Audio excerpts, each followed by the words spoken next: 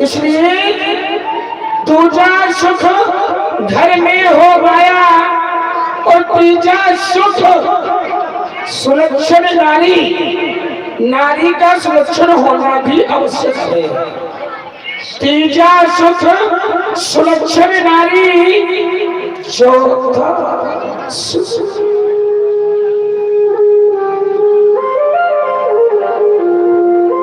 एक बार भूपति बल माही भैला मोरे सुतना।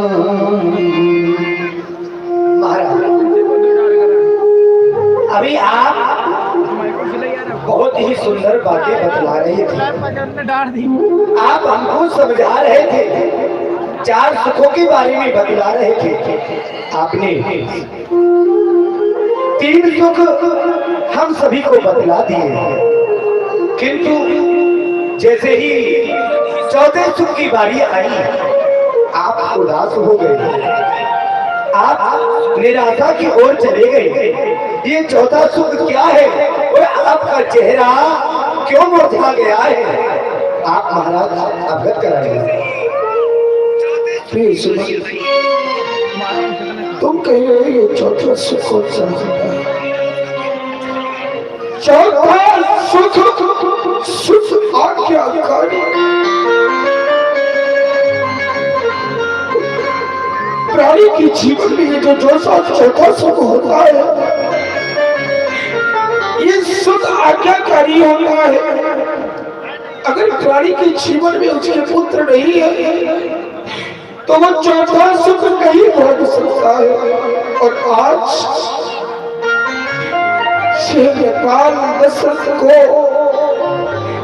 तीन सुखों की प्राप्ति है, परंतु चौथे सुख की प्राप्ति नहीं है। विचार करता हूँ क्या रघुवंश यही से बंद हो जाएगा? क्या मेरे कोई पुत्र नहीं होगा? अरे प्रिय सुमंत,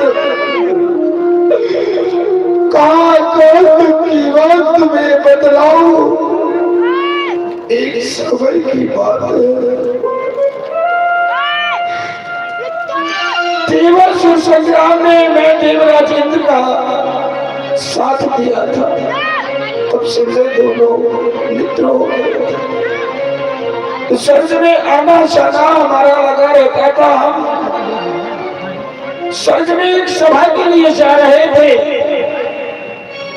महारानी के कई मुझसे कहने लगी, महाराज आप सब के लिए जा रहे हैं, वहाँ पार जाति का पुष्प होता है, आप एक पार जाति का पुष्प ले आइएगा।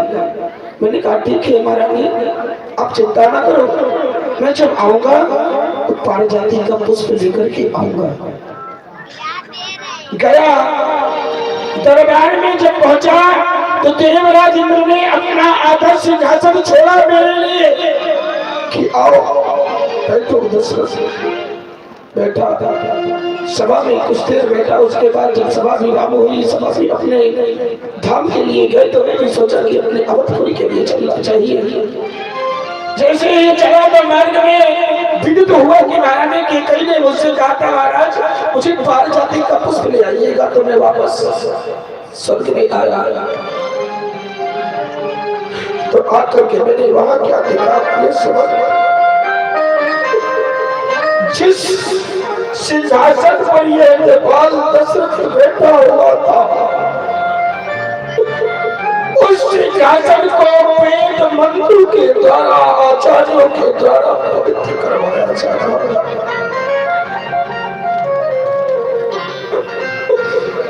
मैंने उनसे पूछा, मुझसे रहा नहीं गया। मैंने कहा भाइयों, इस सिंहासन से ऐसा कौन सा अपराध हो गया है जो इसे वेद मंत्रों के द्वारा पवित्र किया जा रहा है? तो उन्होंने बताया कि अयोध्यापुरी के नेपाल दशरथ है,